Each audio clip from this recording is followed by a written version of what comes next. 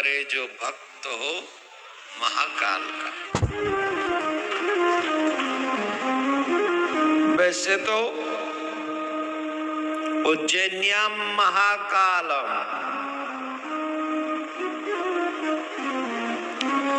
उज्जैन नगरी में महाकालेश्वर विराजमान है।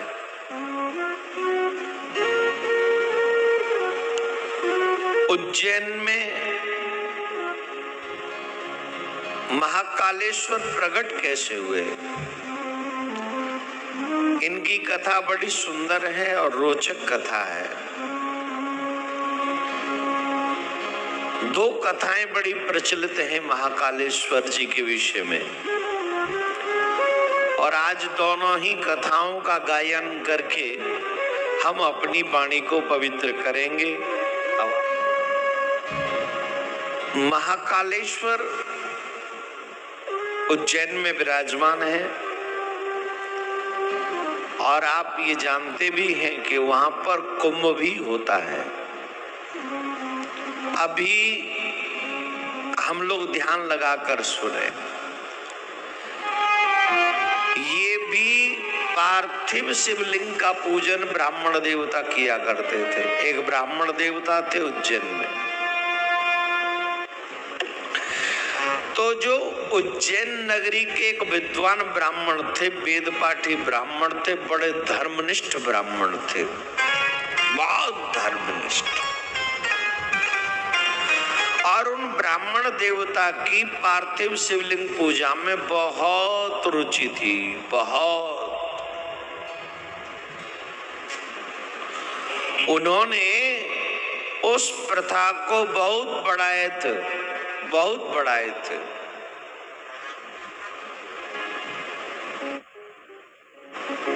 लेकिन उनका नाम था देवप्रिय, मेधा प्रिय, सुकृत और धर्मबाहु। ये चार उनके पुत्र थे, और चारों वेद पाठी, एकदम धर्मनिष्ठ, पिता के ही पद चिन्हों पर चलने वाले वो चारों पुत्र थे।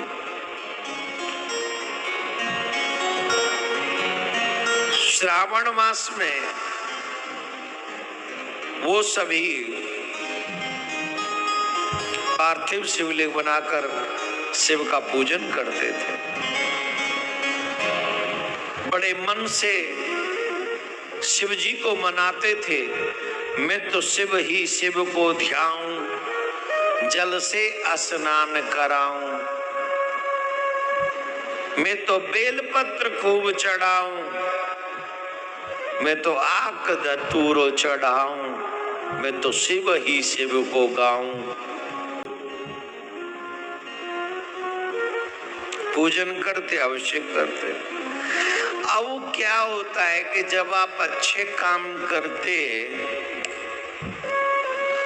तो कई दुष्ट लोग भी होते। अभी से नहीं, पहले से भी।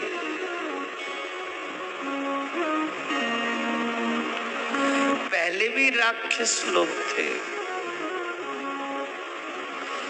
बुरे लोगों को कभी भी आपकी अच्छाई प्रिय नहीं है, अच्छाई पसंद नहीं है।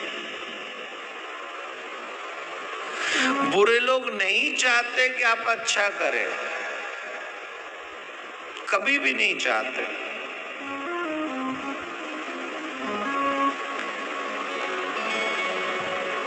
एक उस समय दूषण नाम का राक्षस था, दैत्य था।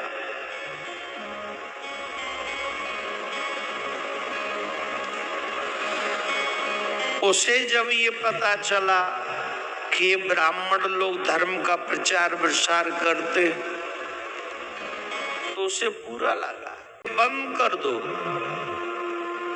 अगर तुम ये बंद नहीं करोगे तो तुम्हें इसका दंड भोगना पड़ेगा। कई बार समझा है।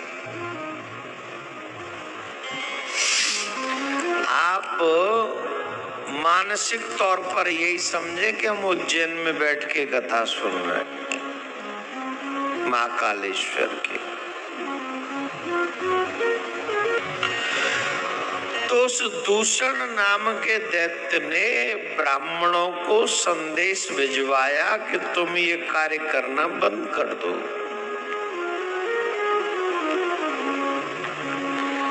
पर ब्राह्मण तो ब्राह्मण,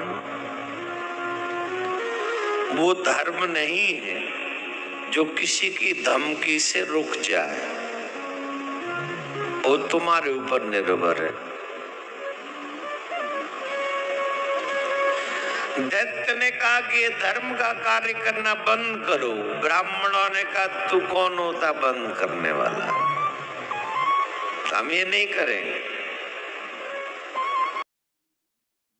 हम करेंगे, धर्म का काम ही करेंगे, हम नहीं मानेंगे।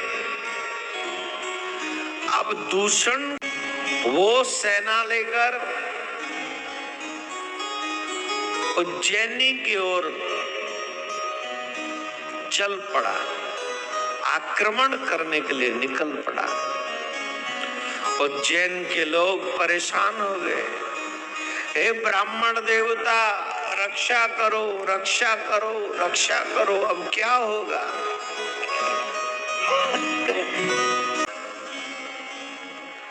अविश्वास की कोई जगह नहीं,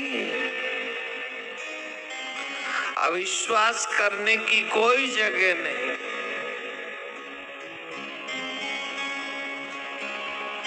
विश्वास कीजिए,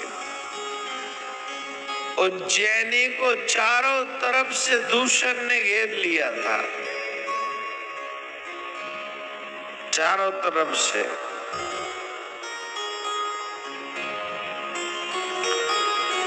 ब्राह्मणों को वहां पहुंचकर भी उसने कर्म कांड करने के लिए मना किया, तुम ये बंद कर दो। रोकने के लिए कहा, लेकिन ब्राह्मणों ने उनकी इस बात को नहीं माना, ध्यान ही नहीं दिया। हालांकि राक्षस द्वारा उन्हें कई बार समझाया गया था, फिर भी वो नहीं माने थे। इसलिए क्योंकि भरोसा था ना, भगवान की पूजा क्यों छोड़ दें। मैंने जब उसने चारों तरफ से घेर लिया उज्जैनी को, तो ब्राह्मणों को बाबा भोलेनाथ की याद आई। हे नाथ, अगर आज इस राक्षस ने